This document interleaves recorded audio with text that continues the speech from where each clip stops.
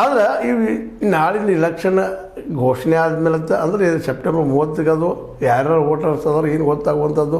ಈಗ voter list ಇಲ್ಲ, ಹಿಂದಿನ ಲಿಸ್ಟಿನ ಮೇಲೆ ಅವ್ರು ಗುದ್ದಾಡ್ತಾ ಇದ್ದಾರೆ. ಇರಲಿ, ಯಾಕಂದರೆ ಹೆಚ್ಚು ಅವರ ಬರೋದು ಹೋಗೋದು ಮಾಡ್ತಿರ್ತಾರೆ.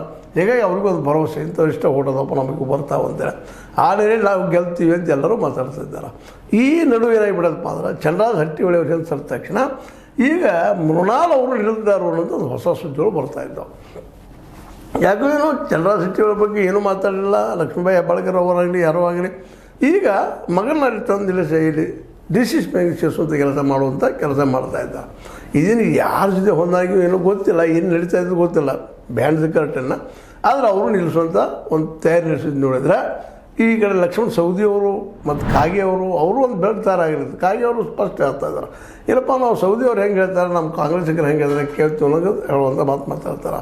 ಸ್ವತಂತ್ರವಾದ ಮೀಡಿಯಾಗೆ ಬೇಕಾಗಿರುವುದು ಸ್ವತಂತ್ರ ಧ್ವನಿ. ಆ ಸ್ವತಂತ್ರ ಧ್ವನಿ ಉಳಿಸಲು ನೀವು ಮಾಡಬೇಕಾದದ್ದು ಇಷ್ಟೇ. ಅದೇನಪ್ಪಾ ಅಂತಂತಂದ್ರೆ ನಿಮ್ಮ ಕೈಲಾದಷ್ಟು ಸಹಾಯ ಈ ಚಾನಲ್ಗೆ ಮಾಡಿ ಹಾಗೂ ನಿಮ್ಮ ಧ್ವನಿಯನ್ನು ಕಾಪಾಡಿಕೊಳ್ಳಿ.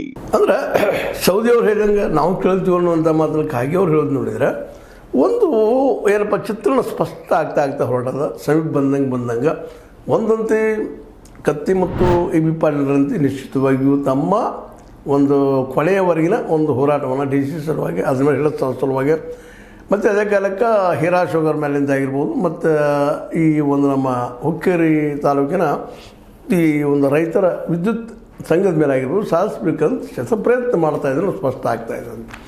ಈ ಸಂದರ್ಭದಲ್ಲೇ ಒಂದಿಷ್ಟು ಏನಪ್ಪ ಅಂತಂದ್ರೆ ನಮ್ಮ ಲಕ್ಷ್ಮೀ ಹೆಬ್ಬಾಳ್ಕರ್ ಬಾಯಿ ಅವ್ರ ನಡೆ ಆಗಿರ್ಬೋದು, ನಮ್ಮ ಇನ್ನೊಬ್ಬ ಏನಪ್ಪ ಅಂದ್ರೆ ಸೌದಿಯವರ ನಡೆ ಆಗಿರ್ಬೋದು ಸ್ಪಷ್ಟ ಆಗ್ತಾ ಇರಲಿಲ್ಲ. ಯಾವಾಗ ಒಂದು ನಮ್ಮ ರಮೇಶ್ ಜಾರಕಿಹೊಳಿ ಅವರು ಪೂರ್ತಿಯಾಗಿ ನಮ್ಮ ಕುಮಟಳ್ಳಿ ಅವ್ರನ್ನ ತೊಗೊಂಡು ಅಥವಾ ನಮ್ಮ ಇನ್ನೊಬ್ಬರು ಏನಪ್ಪ ಅಂತಂದ್ರೆ ಶ್ರೀಮಂತ ಪಾಟೀಲ್ ತೆಗೆದುಕೊಂಡು ಒಂದು ಎಂಟ್ರಿ ಹೊಡೆದಾಗ ಸಹಜವಾಗಿ